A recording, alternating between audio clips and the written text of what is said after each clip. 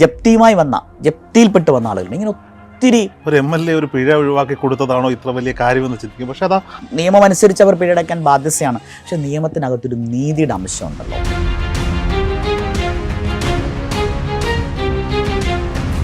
I am proud of my office. I am proud of my team. ഈ കഴിഞ്ഞ 5 വർഷം കേരളത്തിലെ ഏറ്റവും ഭംഗിയായി പ്രവർത്തിച്ചൊരു MLA ഓഫീസാണ് എന്ന് ഞാൻ അഭിമാനത്തോടെ പറയുന്നു. ആ സദസ്സിലിരുന്ന് ചിത്രം വരയ്ക്കുന്ന കുട്ടി വരച്ച് തീരുമ്പോൾ അതെൻ്റെ ചിത്രമാണ്. ഞാൻ വേദിയിലേക്ക് വിളിക്കുമ്പോൾ മോക്ക് വരാനാകുന്നില്ല. ഞാൻ അടുത്തേക്ക് ചെല്ലുമ്പോഴാണ് കുഞ്ഞിന് 96.8 മാർക്കാണ്. ശിവാനിക്ക് കേൾവിശക്തിയില്ല. അമ്മയുടെ എൻ്റെ തലമുറയ്ക്ക് ഈ ഭൂമിക്ക് മേലുള്ള അവകാശം സ്ഥാപിച്ചു കൊടുക്കാൻ എനിക്ക് ആകണം എന്നാണ്. പക്ഷെ നടന്നില്ലെങ്കിൽ വരും തലമുറയ്ക്കെങ്കിലും കിട്ടണം. ശിവാനിയെ പോലെയുള്ള കുഞ്ഞുമക്കളുടെ കഥകൾ, ഒരുപാട് കഥാപാത്രങ്ങൾ, അത് കുറേ കാലം മനസ്സിൽ വിങ്ങലായും സന്തോഷവുമായൊക്കെ തുടരും. ഞങ്ങൾ കുഞ്ഞുങ്ങളും അധ്യാപകരും ഒരുമിച്ച് നിന്നു. രോഹിത്, പുതിയ തലമുറയിലെ കുഞ്ഞുങ്ങളെ നമ്മൾ പറയില്ലേ, അവർ ജെൻസി കുഞ്ഞുങ്ങളാണ്. ആ കുഞ്ഞുങ്ങൾ കല്ല് ചുമന്നു. എന്താണ് സ്പിരിച്വാലിറ്റി എന്ന ചോദ്യത്തിന് എൻ്റെ ഒരു ചോദ്യം, എന്താണ് സ്പിരിച്വാലിറ്റി അല്ലാത്തത്?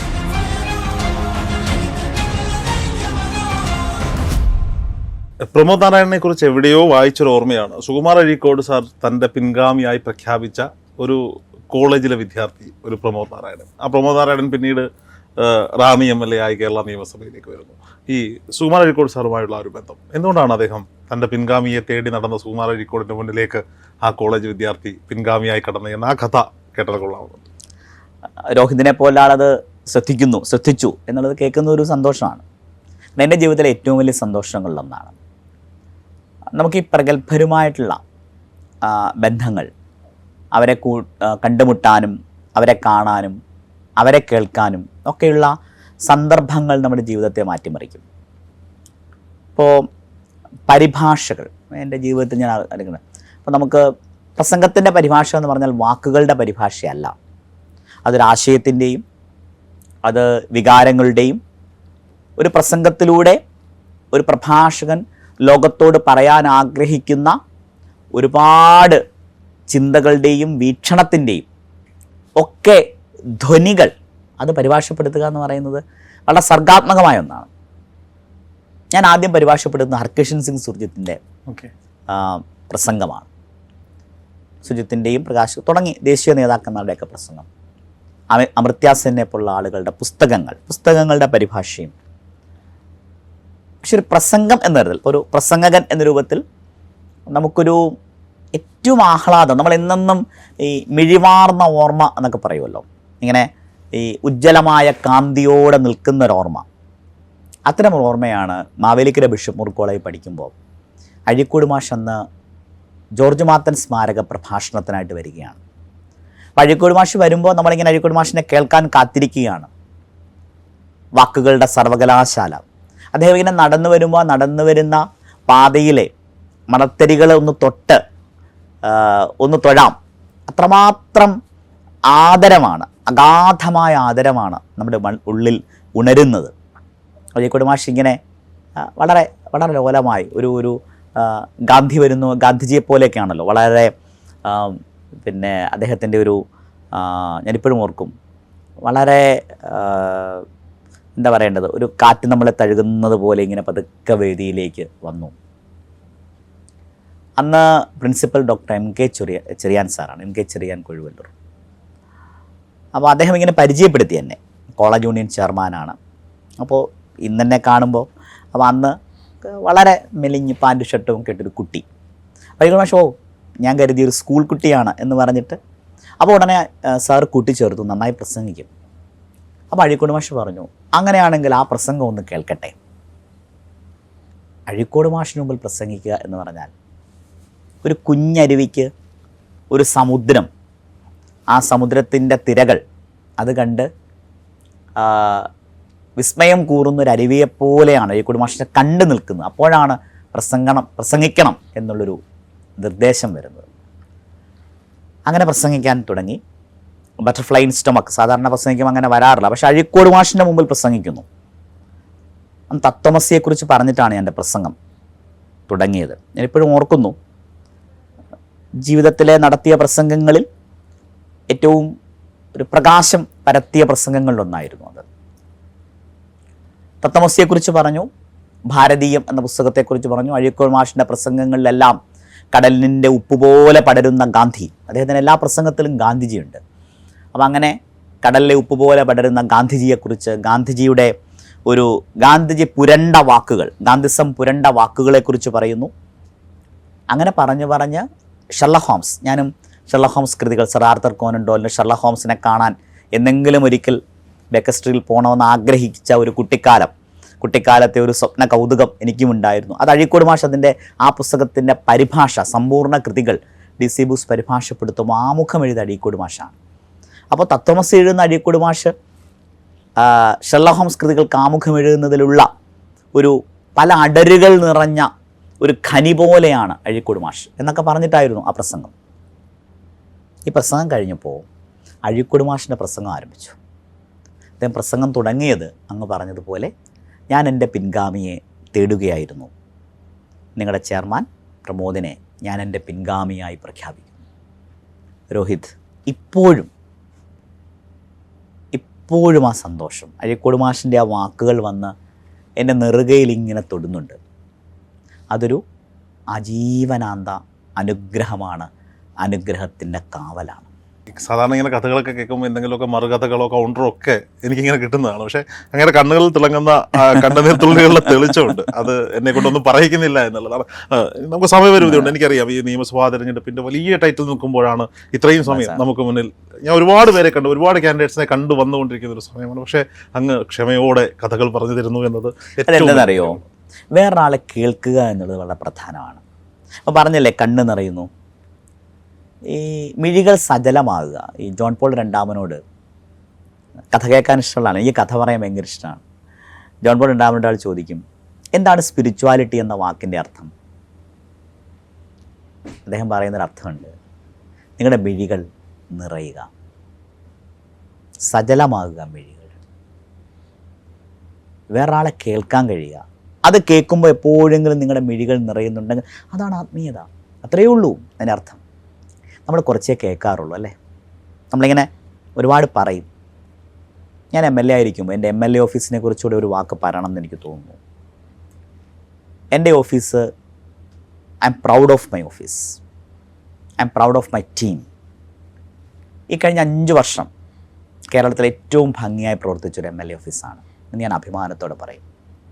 ആ ഓഫീസിൻ്റെ വാതിലുകളല്ല ഞങ്ങൾ തുറന്നിട്ടത്, ഞങ്ങളുടെ ഹൃദയത്തിൻ്റെ വാതിലുകളാണ്. അവിടേക്ക് കടന്നു വരാൻ രോഹിത് യഥാർത്ഥത്തിൽ MLA ഓഫീസിൽ നിന്ന് വന്നിരുന്നെങ്കിൽ കാണാം, ഒരു 100ഓളം ആളുകൾ ഒരു ദിവസം ഓഫീസിൽ വരുമായിരുന്നു. എന്നെ കാണാൻ വരുന്ന എല്ലാവരും ഉണ്ട്. സങ്കടങ്ങളുമായി വരുന്ന മനുഷ്യരാണ്, നിറയെ സങ്കടം. വീടില്ലാത്തവർ, പഠിക്കാൻ മാർഗമില്ലാത്തവർ, ജോലി അന്വേഷിച്ച് വരുന്നവർ, ജപ്തിയായി വരുന്നവർ, പട്ടയത്തിൻ്റെ ആവശ്യമായി വരുന്നവർ, എത്രയോ മനുഷ്യരാണ്. അവരെയെല്ലാം കേൾക്കുക എന്നൊരു കാര്യമുണ്ട്. അത്രയും മതി, നമ്മൾ ഒന്ന് കേട്ടാൽ മതി. മനുഷ്യന് ഒന്ന് പറഞ്ഞ് തീരല്ലേ, തീരുമ്പോൾ അവരുടെ ഉള്ളിലുള്ള ഇങ്ങനെ അങ്ങ് കെട്ടഴിഞ്ഞ് വീഴും സങ്കടങ്ങൾ. പക്ഷെ കേൾക്കുക മാത്രമല്ല, അവരുടെ സങ്കടങ്ങൾക്ക് കേരളത്തിൽ ഏറ്റവും കൂടുതൽ മുഖ്യമന്ത്രിയുടെ ചികിത്സാ സഹായം കൊടുത്ത ആദ്യത്തെ 3-ാമത്തെയോ 4-ാമത്തെയോ മണ്ഡലമാണ് റാന്നി. അത് രോഗികൾ മറ്റിടത്തില്ലാതെ, പക്ഷേ MLA ഓഫീസിൽ നിന്ന് ഫോം അച്ചടിച്ച് വിതരണം ചെയ്ത് ഞങ്ങൾ തന്നെ തിരുവനന്തപുരത്ത് കൊണ്ടുപോയി കൊടുത്ത് അത് പരിഹരിക്കാൻ കഴിയും. MLA ഓഫീസിൻ്റെ കാര്യത്തിന് വന്നാൽ എല്ലാം പരിഹരിച്ചു എന്ന് ഞാൻ പറയുന്നില്ല, നമുക്കത് എല്ലാം സാധ്യമാവില്ല. പക്ഷേ ആത്മാർത്ഥമായി ഇപ്പോൾ ഓർക്കുന്നു, പുഷ്പലത എന്നൊരു സ്ത്രീ, അവരുടെ വീട്ടിലേക്ക് വന്ന കറണ്ട്, ഒരു വീട്ടിൽ ജോലി ചെയ്യുന്ന വലിയ ചാനൽ വാർത്തയായിരുന്നു, മാതൃഭൂമിയാണെന്നാണ് എനിക്ക് തോന്നുന്നത്. അപ്പോൾ എന്നെ കാണാൻ ദിവസം വരികയാണ് ഈ പുഷ്പലത. ഞാൻ ആത്മഹത്യ ചെയ്യും എന്ന് പറഞ്ഞിട്ടാണ് വരുന്നത്. എഴുമറ്റൂർ പഞ്ചായത്തിൽ നിന്ന്, നമ്മുടെ അയിരൂർ പഞ്ചായത്താണ്. അയിരൂർ പഞ്ചായത്തിൽ എൻ്റെ രാഷ്ട്രീയ പാർട്ടിയിൽപ്പെട്ട ആളൊന്നുമല്ല പഞ്ചായത്ത് അംഗം. ഞാൻ അങ്ങനെ ചിന്തിക്കാറില്ല കേട്ടോ. ഞാനൊരു ഈ പഴയ ബ്ലോക്ക് പഞ്ചായത്ത് പ്രസിഡന്റ് പഞ്ചായത്ത് അംഗങ്ങളുമായി ചേർന്ന് നിന്നാണ് പ്രവർത്തിച്ചിട്ടുള്ളത്. അദ്ദേഹം അത് പറയുന്നു. അപ്പോൾ അവർക്ക് ഒരു വീട്ടിൽ ജോലിക്ക് നിന്നിട്ട് വീട് പുലർത്തുന്ന ഒരമ്മയാണ്. അപ്പോൾ അവരുടെ ലൈഫിൽ കിട്ടിയ വീടിൻ്റെ ഒരു എക്സ്റ്റൻഷൻ, ഈ എക്സ്റ്റൻഷൻ ചെയ്യാൻ നമ്മുടെ വെൽഡിംഗ് തൊഴിലാളികൾ വരുന്നു. ഈ പിന്നെ പ്രിയപ്പെട്ട ഈ ഒരു സഹോദരിയെ, ഈ അമ്മയെ അവർ ഫോൺ ചെയ്യുന്നു, ഞങ്ങൾ എക്സ്റ്റൻഷൻ വർക്ക് ചെയ്യുന്നു എന്ന് പറയുന്നു. അവരറിയുന്നില്ല, അവരത് ചെയ്യാൻ പാടില്ലാത്തൊരു കാര്യം. ഈ പിന്നെ വൈദ്യുതി എടുത്തിട്ട് നേരിട്ടങ്ങ് ചെയ്യുന്നു. ഇതവൻ അറിഞ്ഞില്ല. നിയമം അറിയില്ല എന്ന് പറയുന്നത് ന്യായമല്ല. പക്ഷെ ചെയ്തതെന്ന് വെച്ച് കഴിഞ്ഞാൽ ഈ വീട്ടിലേക്ക് ചെയ്ത ഈ സ്ത്രീക്ക് ആ തൊഴിലാളികൾ തെറ്റ് ചെയ്ത ആളുകൾ നല്ല പണം ഈടാക്കാൻ തീരുമാനിച്ചത് KSEB. ഇവർക്ക് 80,000 രൂപയാണ് പിഴയായിട്ട് വരുന്നത്. പിഴ അടച്ചു. എങ്ങനെ അടയ്ക്കും? അതിനുള്ള മാർഗ്ഗം അവർക്കില്ല. അവർക്ക് ഒരു ദിവസം കിട്ടുന്നത് 300-400 രൂപയാണ്. എൻ്റെ ഉദാഹരണമാണ് പറഞ്ഞത്. അതിലിടപെട്ടു, ശക്തമായി ഇടപെട്ടു. ഒടുവിൽ ഏതാണ്ട് 1,500 രൂപയോളം മാത്രം അടച്ചത് പരിഹരിച്ചു. ജപ്തിയിൽപ്പെട്ട് വന്ന ആളുകളുണ്ട്. ഇങ്ങനെ ഒത്തിരി ഇതൊക്കെ മറ്റൊരാൾക്ക് കേൾക്കുമ്പോൾ ഒരു MLA ഒരു പിഴ ഒഴിവാക്കി കൊടുത്തതാണോ ഇത്ര വലിയ കാര്യമെന്ന് ചിന്തിക്കും. പക്ഷെ അത് അവരുടെ ജീവിതത്തിൽ ഒരു ടേണിംഗ് പോയിന്റ് ആണ്. അവരുടെ ജീവിതത്തിൽ അത് കാരണം അപ്പോൾ അവിടെ അത് നിയമം അതിനകത്തൊരു പ്രശ്നമുണ്ട്. നിയമം അനുസരിച്ച് അവർ പിഴയടയ്ക്കാൻ ബാധ്യസ്ഥയാണ്. പക്ഷെ നിയമത്തിനകത്തൊരു നീതിയുടെ അംശമുണ്ടല്ലോ. നമ്മളെല്ലാ നിയമം നടപ്പിലാക്കുമ്പോൾ നീതി കൂടി നോക്കണം എന്നുള്ളതാണ് എൻ്റെ അഭിപ്രായം. അതോടൊപ്പം ആ MLAയുടെ ഓഫീസിൻ്റെ പ്രവർത്തനം അതാണ് ഞാൻ പറഞ്ഞത്. ഇത്തരത്തിൽ സജീവമായിരുന്ന ഓഫീസായിരുന്നു നമ്മുടെ കഴിഞ്ഞ 5 വർഷം ഉണ്ടായത്. ചോദ്യം അതായിരുന്നില്ല. ഇല്ല, ചോദ്യമല്ല. എൻ്റെ ചോദ്യം ഉണ്ടായിരുന്നില്ല. ചോദ്യത്തിന് മുമ്പ് അങ്ങ് MLA ഓഫീസിനെ കുറിച്ച് പറയാം. എൻ്റെ ചോദ്യം, റാന്നിയിലെ കുട്ടികൾക്ക് ഒരു MLA അങ്കിൾ ഉണ്ട്. അങ്ങയുടെ അങ്ങയുടെ ഇൻ്റർവ്യൂ എടുക്കാൻ അനുവാദം ലഭിക്കുകയും വരികയും ചെയ്യുമ്പോൾ കാറിൽ ഞാൻ അങ്ങയുടെ ഫേസ്ബുക്ക് പേജ് ഒന്ന് സ്ക്രോൾ ചെയ്യുമ്പോൾ ഞങ്ങളുടെ MLA അങ്കിളിനെ പറ്റി പറയുന്ന കുറേ കുട്ടികളെ അവിടെ കണ്ടു. കുട്ടികളുമായൊരു വല്ലാത്ത ബന്ധം. അങ്ങയുടെ പദ്ധതികൾ കേൾക്കുമ്പോൾ തന്നെ അറിയാം, കുട്ടികൾക്ക് വേണ്ടി ഒരുപാട് കാര്യങ്ങൾ പദ്ധതികളിൽ വിഭാവനം ചെയ്തിട്ടുണ്ട്. എന്താണ് കുട്ടികളോടുള്ള ഈ ഒരു അറ്റാച്ച്മെൻറ്റ്? എനിക്ക് തോന്നുന്നു ഞാൻ ഇൻ്റർവ്യൂ തുടങ്ങുന്നതിന് മുമ്പ് ഒരു കവിത അങ്ങയോട് പറഞ്ഞിരുന്നു. കുഞ്ഞുണ്ണി മാഷിൻ്റെ മുക്കമില്ലായ്മയാണ് എൻ്റെ മുക്കം. അതെ, കുട്ടികളെ സ്നേഹിച്ചിരുന്ന കുഞ്ഞുണ്ണി മാഷിനെ പോലെ അങ്ങക്ക് ഈ കുട്ടികളോടുള്ള ഈ ഒരു ബന്ധം, വലിയ ആത്മാർത്ഥമായൊരു ബന്ധം, ആ കഥ കൂടി പറയുന്നത്. ഈ എന്നും കുഞ്ഞായിരുന്നെങ്കിൽ എന്ന് ആഗ്രഹിക്കുന്ന ഒരാളാണ് ഞാൻ. അത് ഇങ്ങനെ കാഴ്ചയിൽ മാത്രമല്ല, രോഹിതം ആലോചിക്കണം. നമ്മുടെ എല്ലാവരുടെയും ഉള്ളൊരു കുട്ടിയുണ്ട്, ഇല്ലേ? ഏറ്റവും അടുത്ത ആളുകൾക്ക് മാത്രം മനസ്സിലാകുന്ന കുട്ടി. ശാഠ്യം പിടിക്കുന്ന, വളരെ നിഷ്കളങ്കമായി പെരുമാറുന്ന, സമ്മാനങ്ങളുമായൊരു സാന്താക്ലോസ് രാത്രിയിലെത്തും എന്ന് കരുതുന്ന, പക്ഷിയെപ്പോലെ പറക്കാൻ നമുക്കുമാകും എന്ന് വിശ്വസിക്കുന്ന, അലാവുദ്ദീൻ്റെ അത്ഭുത വിളക്ക് കിട്ടിയിരുന്നെങ്കിൽ ആഗ്രഹങ്ങളെല്ലാം നടക്കാമായിരുന്നു എന്ന് വിചാരിക്കുന്ന, യുക്തിയുടെ അല്ലെങ്കിൽ ജീവിതത്തിൻ്റെ മറ്റ് ചിന്തകളുടെ ഭാരമൊന്നുമില്ലാത്ത കുഞ്ഞുങ്ങൾ. ഇങ്ങനെ കുഞ്ഞുങ്ങളാണെന്ന് ഇങ്ങനെ മേഘങ്ങളെ പോലെയാണ്, അവരിങ്ങനെ പറന്നൊഴുകും.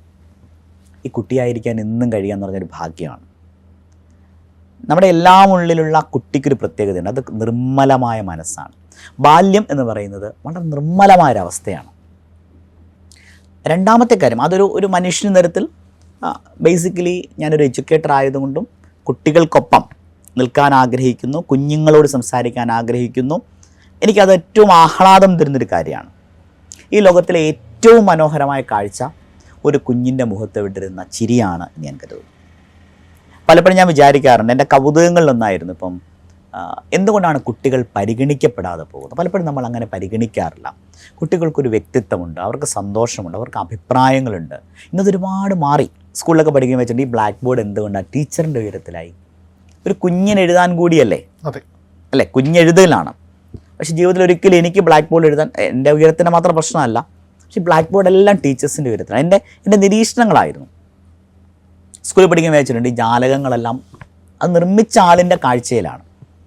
യഥാർത്ഥത്തിൽ ഈ ജാലകങ്ങളുടെ പുറത്തേക്ക് നോക്കിയാൽ കുഞ്ഞ് കാണണം, മരങ്ങളെ കാണണം, മഴ കാണണം, മേഘങ്ങളെ കാണണം, ചിറകടിച്ചെത്തുന്ന പക്ഷികളെ കാണണം, പൂമ്പാറ്റകളെ കാണണം. അങ്ങനെ പ്രകൃതിയെയും ലോകത്തെയും ഒക്കെ കണ്ടവൻ്റെ മിഴികളിങ്ങനെ തുറന്ന് അതിലുള്ള ലോകം മുഴുവൻ അവനിലേക്ക് ഒഴുകിയെത്തുന്ന ഒരു വലിയ അവൻ്റെ പ്രജ്ഞയിലേക്ക് ലോകമെത്താനുള്ള ജാലകങ്ങൾ പോലും അവൻ്റെ കാഴ്ചയ്ക്കപ്പുറത്തായിരുന്നു. അപ്പോൾ കുഞ്ഞുങ്ങൾ വികസനത്തിലും പരിഗണിക്കപ്പെടണം. അങ്ങനെയാണ് ഈ കുഞ്ഞുങ്ങളെ അവർ ഭാവിയുടെ മനുഷ്യരാണ്. അപ്പോൾ അവരെ എത്രമേൽ സ്നേഹിക്കുക, അവരെ അത് വളരെ സംഭവിച്ചതാണ് കേട്ടോ. അതങ്ങനെ ഒരു അടിസ്ഥാനപരമായി ഞാൻ ഏതൊരു മനുഷ്യനും എല്ലാം അവൻ്റെ ഉള്ളിൽ ഒരു ആളുണ്ടാവുമല്ലോ. അങ്ങനെ ഒരാളിന് ഒത്തിരി ഇഷ്ടമാണ് കുഞ്ഞുങ്ങളെ. ഞാൻ അവരുടെ ഈ കൂട്ടെന്നുള്ള വാക്കെന്ന് പറഞ്ഞാൽ എന്ത് രസമുള്ളൊരു വാക്കാം അല്ലേ? നമ്മൾ പണ്ടൊക്കെ പറയും കൂട്ട്. കുഞ്ഞുങ്ങളുമായി കൂട്ടുകൂടുമ്പോൾ കിട്ടുന്നൊരു വലിയ സന്തോഷം. എന്നെ ഏറ്റവും സന്തോഷിപ്പിക്കുന്ന അതാണ്. രോഹിത്, എനിക്ക് ഒത്തിരി കൂട്ടുകാരുണ്ട്. LKG ഒരു കുഞ്ഞുണ്ട്. LKG ആ മോന് അവൻ സ്കൂളിൽ പോകുമ്പോൾ MLA അങ്കിൾ വന്നാലേ ഞാൻ സ്കൂളിൽ പോകൂ എന്ന് പറയുന്നൊരു കുഞ്ഞുണ്ട്. ആദ്യം 4ാം ക്ലാസ്സുകാരി അരങ്ങേറ്റത്തിന് പോകുമ്പോൾ അത് കാണാൻ മുന്നിൽ MLA അങ്കിൾ ഉണ്ടാകണം എന്ന് വാശി പിടിക്കുന്ന 4ാം ക്ലാസ്സുകാരിയുണ്ട്. ഗിന്നസ് ബുക്കിൽ റെക്കോർഡിട്ട് പാടിയ ഇസബെല്ല അവളുടെ ഏറ്റവും പ്രിയപ്പെട്ട കൂട്ടുകാരിയായി കാണുന്നുണ്ട്. എന്നെ ഒരുപാട് സ്പർശിച്ച അനുഭവങ്ങളുണ്ട്. ഞാനൊരു ചടങ്ങിൽ പങ്കെടുക്കുമ്പോൾ ഒരു ചിത്രം വരയ്ക്കുകയാണ് ഒരു കുട്ടി സദസ്സിലിരുന്ന്. ആ സദസ്സിലിരുന്ന് ചിത്രം വരയ്ക്കുന്ന കുട്ടി വരച്ച് തീരുമ്പോൾ അത് എൻ്റെ ചിത്രമാണ്. ഞാൻ വേദിയിലേക്ക് വിളിക്കുമ്പോൾ മോക്ക് വരാനാകുന്നില്ല. ഞാൻ അടുത്തേക്ക് ചെല്ലുമ്പോഴാണ് കുഞ്ഞിന് നടക്കാൻ ശാരീരികമായ ചലനശേഷിക്ക് പ്രയാസമുണ്ട്, ഭിന്നശേഷിയുണ്ട്. അവൾക്ക് ആ മോക്ക് സംസാരിക്കാനും പ്രയാസമുണ്ട്. പക്ഷെ കണ്ണ് നിറയെ സ്നേഹമാണ്. വരച്ചതിൻ്റെ ചിത്രമാണ്. പറയാനുള്ള സ്നേഹം മുഴുവൻ, നമ്മൾ പറയില്ല, ഒരു ചിത്രം 1000 വാക്കുകൾക്ക് തുല്യമാണ്. ആ സ്നേഹം മുഴുവൻ സ്ഫുടം ചെയ്ത് ആ ചിത്രത്തിലേക്ക് പകർത്തി വെച്ചിരിക്കുകയാണ്. പിന്നീട് ആ മോളുടെ ജീവിതത്തിൻ്റെ ഓരോ ദിവസങ്ങളിലും ഞങ്ങൾ തമ്മിലുള്ള ഒരു സന്ദേശം, ഒരു കൈമാറൽ, ഒരു സാന്നിധ്യമായി ഞാനുണ്ടായിരുന്നു.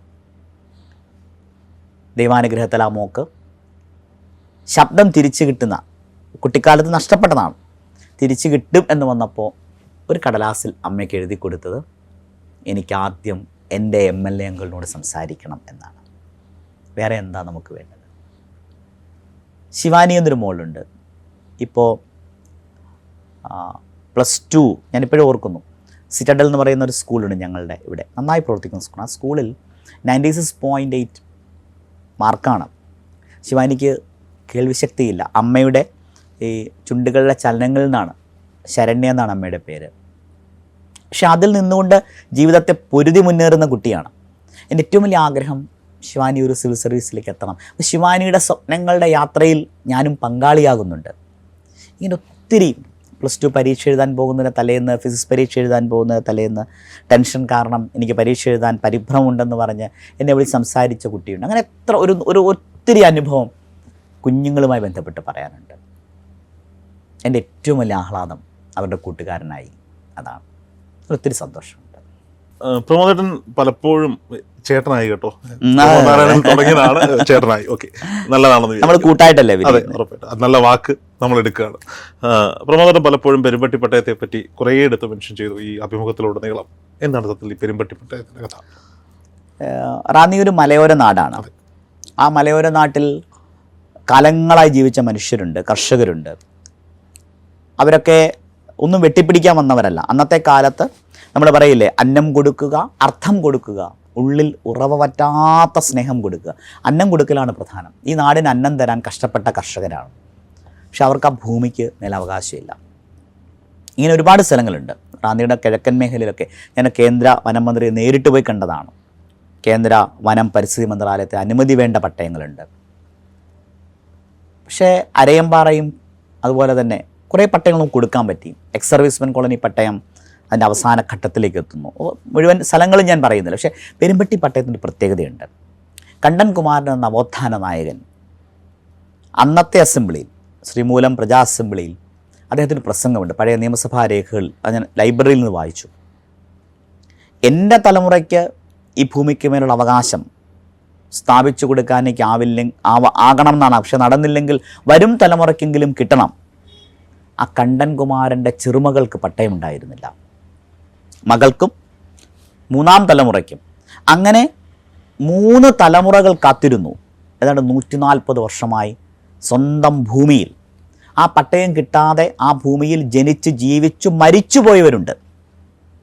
ഈ ഭൂമി ഒരിക്കലും, ഒരു മനുഷ്യൻ ഭൂമി ജീവിക്കുമ്പോൾ ഈ ഭൂമി എൻ്റേതാണ്, ഒരു പിടി മണ്ണ് എൻ്റേതാണെന്ന് പറയാൻ കഴിയാതെ മരിച്ചുപോയവർ.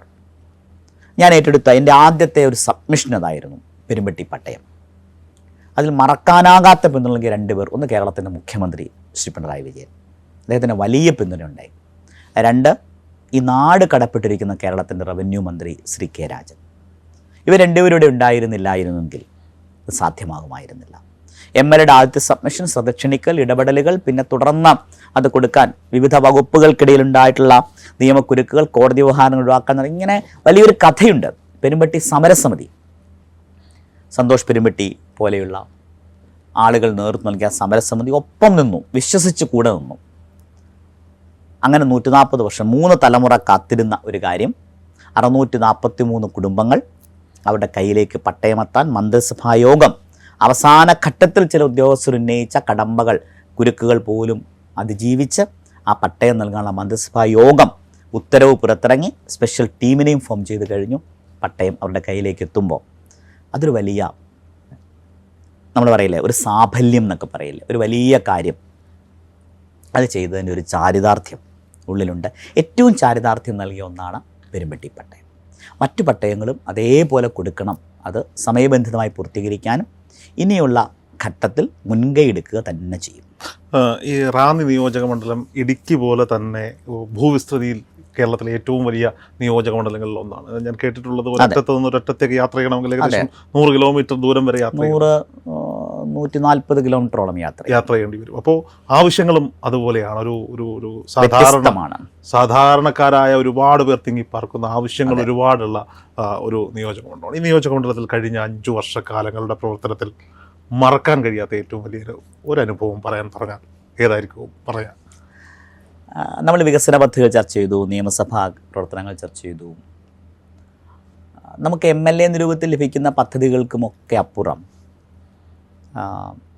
നമ്മുടെ കരളലിയിപ്പിക്കുന്ന, നമ്മളെ സങ്കടപ്പെടുത്തുന്ന, പിന്നെ ആ സങ്കടത്തിന് പരിഹാരം കണ്ടു കഴിഞ്ഞപ്പോൾ ആ കുടുംബത്തിൻ്റെ പ്രാർത്ഥനയിൽ നമ്മളുണ്ട് എന്ന് നമ്മൾ അറിയുന്ന ചില കാര്യങ്ങളുണ്ട്.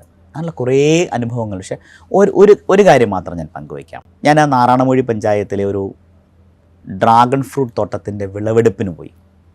ആ വിളവെടുപ്പിന് നിൽക്കുമ്പോൾ അവിടെയുള്ളൊരു അമ്മയുടെ ഒരു സ്ത്രീ കണ്ണുകൾ മുഴുവൻ ഇങ്ങനെ നിറഞ്ഞു നിൽക്കുകയാണ്. ഈ അമ്മമാരുടെ കണ്ണുനീരിൻ്റെ ഒരു പ്രത്യേകതയുണ്ട്, അതിന് ലാവയേക്കാൾ ചൂടുണ്ട്, അതിങ്ങനെ പൊള്ളും. അത് സ്വന്തം കുഞ്ഞുങ്ങളെക്കുറിച്ചാകുമ്പോൾ അത് ചുട്ടുപൊള്ളും. ഈ അമ്മയോട് ചോദിച്ചപ്പോഴാണ് മനസ്സിലാകുന്നത് എന്തോ ഒരു സങ്കടമുണ്ട്. അപ്പോൾ എൻ്റെ വീട്ടിലേക്കൊന്ന് വരാമോ എന്ന് ചോദിച്ചു. എൻ്റെ ഔദ്യോഗിക വാഹനം പോകാൻ പറ്റില്ല. അപ്പോൾ ഒരു ജീപ്പ് വരുത്തി ആ തോട്ടത്തിന് ഉടമസ്ഥനായിട്ടുള്ള ചേട്ടൻ ഞങ്ങളൊരു ജീപ്പിലവിടെ ചെന്നപ്പോൾ അങ്ങനെ കയറി ഏറ്റവും മുന്നിൽ ചെല്ലുമ്പോൾ ഒരു വീടാണ്. ആ വീടിനകത്ത് ഈ അമ്മയുടെ മകൾ ഏതാണ്ട് 23-24 വയസ്സുണ്ടാവും. പക്ഷേ ഭിന്നശേഷിയാണ്, നടക്കാനാവില്ല. ശാരീരികമായി മുതിർന്ന ആളാണ്, പക്ഷേ മാനസികമായി സംസാരിക്കാനും ആ അമ്മയ്ക്ക് മകളെ കുളിപ്പിക്കാൻ, ഒരു മറവോടുകൂടി കുളിപ്പിക്കാനുള്ള നല്ല ബാത്റൂമില്ല, നല്ല വീടില്ല. മകൾ അടച്ചുറപ്പുള്ള വീട്ടിലാക്കിയിട്ട് ജോലിക്ക് പോകാൻ കഴിയും എന്ന ഒരു ഉറപ്പും ആ അമ്മയ്ക്കില്ല. അങ്ങനെ പൊള്ളിയാണ് അമ്മ നിൽക്കുന്നത്. MLAക്ക് വീടിന് പദ്ധതിയില്ല. കാരണം നമുക്കൊരു വീട് കൊടുക്കാൻ നമുക്ക് പഞ്ചായത്ത് ലൈഫ് പദ്ധതി, പക്ഷേ ലൈഫ് പദ്ധതിയിൽ നമ്മുടെ ഗവൺമെൻറ് ചെയ്ത ഏറ്റവും വലിയ 5 ലക്ഷം വീട് കൊടുത്തു. പക്ഷെ ഇവർക്ക് ആ വീടിനായിട്ട് ഉള്ള നടപടികളിലേക്ക് അന്നേരം പോയി പരിഹരിച്ച് കൊണ്ടുവരാൻ കഴിയുക. ഞാൻ ആലോചിച്ച് എന്ത് ചെയ്യും. അപ്പോൾ നേരത്തെ ഇപ്പം ബഹ്റിൻ കേരള സമാജം, ബഹുമാന രാധാകൃഷ്ണൻ നായരായിട്ടാണ് ഇപ്പോൾ അദ്ദേഹത്തിൻ്റെ ഒക്കെ ഇപ്പം ഇതേപോലൊരു വീട് 3 പെൺകുഞ്ഞുങ്ങളൊരു വീട്ടിൽ ഒരു വീട് നമ്മൾ നിർമ്മിച്ചു കൊടുത്തു. അങ്ങനെ പലരുടെയും സഹായം ലഭിച്ചിട്ടുണ്ട് ഈ കാലയളവിൽ. ഞാൻ അത് എല്ലാം പറയുന്നില്ല. പക്ഷെ ഇവിടെ ഞങ്ങൾ ആലോചിച്ചൊരു കാര്യം, പെട്ടെന്നൊരു വഴി കണ്ടെത്താൻ ആദ്യം ആലോചിച്ചത് ആ വീട്ടിലേക്കുള്ള വഴി.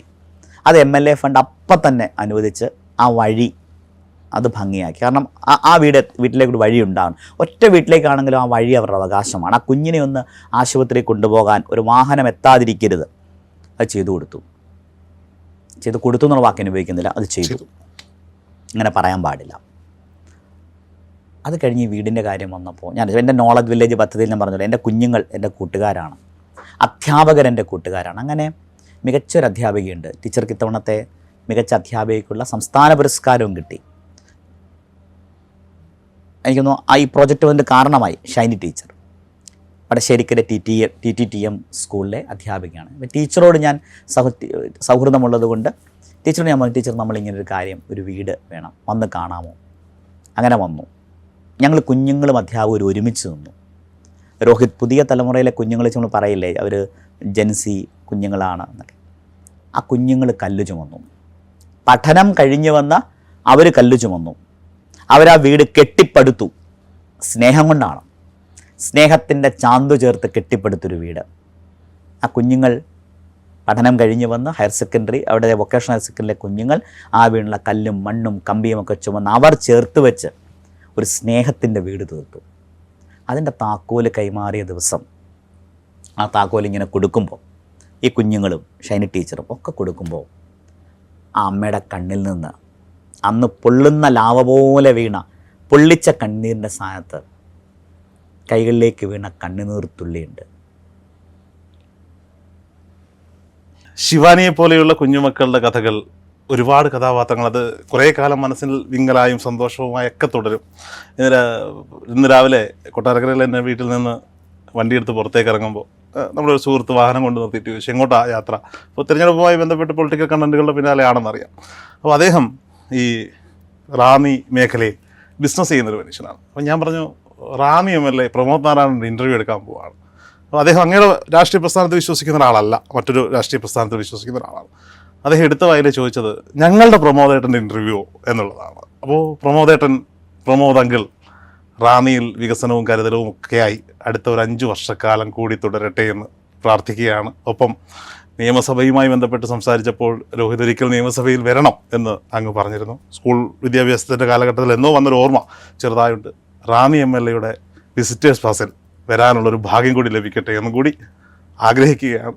എല്ലാവിധ വിജയാശംസകളും. ഒത്തിരി സന്തോഷം. ഞാൻ വളരെ ആസ്വദിച്ച ഒരു സംഭാഷണമായിരുന്നു. ഇതിനൊരു ഇൻ്റർവ്യൂവിൻ്റെ സ്വഭാവം ഉണ്ടായിരുന്നില്ല. ചില ആളുകൾ നമ്മൾ എന്നോ ഒരു കാപ്പിയുടെ ഇടവേളയിൽ പിരിഞ്ഞവരെ പോലെ നമ്മൾ ആദ്യമായിട്ട് കാണുകയാണ്, പക്ഷെ ഒരു കൂട്ടായിട്ട് നമ്മൾ പിരിയുന്നല്ലേ. അത്തരമൊരു സുഖം ഉണ്ടായിരുന്നു ഈ സംഭാഷണത്തിന്. അങ്ങയുടെ അവസാനം പറഞ്ഞ ആശംസയ്ക്കും പ്രാർത്ഥനയ്ക്കും അത് അങ്ങനെ സംഭവിക്കട്ടെ എന്ന് ഞാനും പ്രാർത്ഥിക്കുന്നു.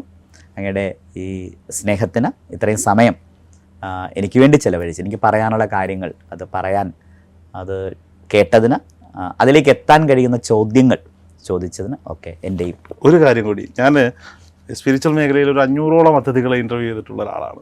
അവരോടൊക്കെ ഞാൻ ചോദിക്കുന്നൊരു ചോദ്യമാണ്, എന്താണ് സ്പിരിച്വാലിറ്റി? എനിക്കും അതിന് കൃത്യമായൊരു ഉത്തരം കൂടി ലഭിച്ച ദിവസമാണ്. അതൊരു രാഷ്ട്രീയക്കാരിൽ നിന്നാകുമ്പോൾ അതിൽ അത്ഭുതം ഏറെയാണ്. അതുകൊണ്ട് അങ്ങ് MLA ആകും, ആ കാര്യത്തിൽ സംശയമൊന്നും വേണ്ട. MLA ആയതിനു ശേഷം തിരക്കുകൾക്കിടയിൽ 1 മണിക്കൂർ കൂടി എനിക്ക് അനുവദിക്കണം. ആത്മീയമായ കുറേ ചോദ്യങ്ങൾ ബാക്കിയുണ്ട്. എന്താണ് സ്പിരിച്വാലിറ്റി അല്ലാത്തത് എന്നൊരു മറുചോദ്യം എനിക്കുള്ളത്. രോഹിത്, ആ ചോദ്യം ചോദിച്ചാൽ മതി. എന്താണ് സ്പിരിച്വാലിറ്റി എന്ന ചോദ്യത്തിന് എൻ്റെ ഒരു ചോദ്യം, എന്താണ് സ്പിരിച്വാലിറ്റി അല്ലാത്തത്? നിങ്ങളൊരു കാര്യം, നമ്മൾ തമ്മിലൊരു സംഭാഷണമുണ്ട്. ഈ സംഭാഷണത്തിൽ 2 മനുഷ്യരുള്ളു തുറക്കുകയാണ്. അങ്ങൊരു മാധ്യമപ്രവർത്തനത്തിൽ അങ്ങയുടെ ധർമ്മം ചെയ്യുന്നു. ആ ധർമ്മത്തിൽ ഇപ്പുറത്തിരിക്കും ജനപ്രതിനിധിയായ ഞാൻ ചെയ്ത കാര്യങ്ങൾ പറയാനുള്ള ഒരു എൻ്റെ ഉള്ളിലേക്ക് വന്ന എന്നെ തൊടുകയാണ്. അങ്ങയുടെ വാക്കുകൊണ്ട് തൊട്ടു. ഈ തൊടുമ്പോഴുണ്ടാകുന്ന ഒരു പ്രതിധ്വനിയാണ്, അങ്ങയുടെ വാക്കിൻ്റെ പ്രതിധ്വനിയാണ് എൻ്റെ ഉത്തരം. അല്ലെങ്കിൽ അങ്ങ് എൻ്റെ മുമ്പിൽ ഒരു ദർപ്പണമായി നിന്നു. ഈ ദർപ്പണത്തിൽ ഞാൻ എന്നെ കണ്ടു, റാന്നിയെ കണ്ടു, എൻ്റെ സ്വപ്നങ്ങൾ കണ്ടു, എൻ്റെ കഴിഞ്ഞകാല യാത്രകൾ കണ്ടു. ഞാൻ ഇപ്പോഴും ഹൃദയത്തിൽ ഇപ്പോൾ കൊണ്ടു നടക്കുന്ന ഇനിയുള്ള റാന്നിയെക്കുറിച്ചിട്ടുള്ള എൻ്റെ ചിന്തകൾ. ഒരാൾ വേറൊരാളുടെ മുമ്പിൽ ദർപ്പണമാവുക, വേറൊരാളിനു കൂടി നോക്കി ആ മനുഷ്യനെ കാണാൻ കഴിയുന്ന കണ്ണാടിയാവുക, അതാണ് യഥാർത്ഥത്തിൽ സ്പിരിച്വാലിറ്റി എന്ന് ഞാൻ കരുതുന്നു. എല്ലാ മതങ്ങളിലേക്കും നോക്കൂ, ഈ ജലത്തെ തീർത്ഥമായി തിരിച്ചറിഞ്ഞതാണ് സ്പിരിച്വാലിറ്റിയിലെ ഏറ്റവും വലിയ കാര്യം ഞാൻ വിചാരിക്കാറുണ്ട്. എല്ലാ പുഴയിലും ഗംഗയുണ്ട്, എല്ലാ നീർച്ചാലിലും ജോർദാൻ അരുവിയുണ്ട്, പെയ്തു വീഴുന്ന എല്ലാ മഴത്തുള്ളിയിലും സംസമിൻ്റെ പുണ്യമുണ്ട്. എല്ലാം ജലമാണെന്ന് തിരിച്ചറിഞ്ഞാൽ മതി. നമ്മളെല്ലാം ഒരേപോലെയുള്ള മനുഷ്യരാണ്. അത് തിരിച്ചറിയുന്നതാണ് ഏറ്റവും വലിയ ആത്മീയതയുടെ തലം. നമുക്ക് ആ സംഭാഷണം ഇനിയും തുടരാം. തീർച്ചയായിട്ടും നമ്മൾ വീണ്ടും ഇരിക്കും. സന്തോഷം.